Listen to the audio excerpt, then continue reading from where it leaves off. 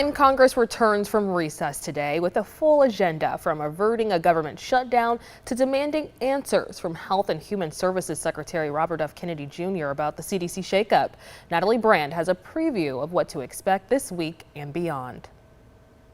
Lawmakers back from summer recess already face a September 30th funding deadline to avoid a government shutdown.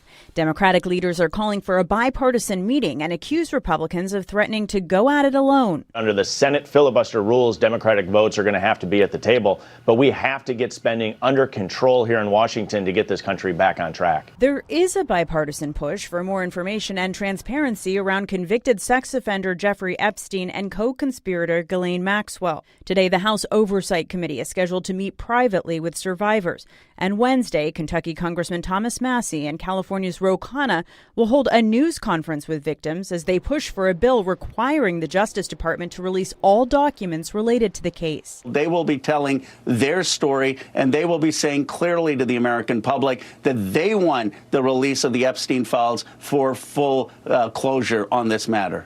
Following the Trump administration's shakeup at the CDC and firing of Director Susan Monteraz, there are also calls from both Republicans and Democrats for oversight and answers. A New York Times op-ed from 9 former CDC directors and acting directors accused Health and Human Services Secretary Robert F. Kennedy Jr. of endangering public health, pointing to recent cuts at the agency and changes to vaccine policy. The concerns that they outline are really about politics and ideology taking precedence over public health and science. Secretary Kennedy will face questions on Thursday, testifying before a Senate committee, his first appearance on the Hill since the agency's overhaul.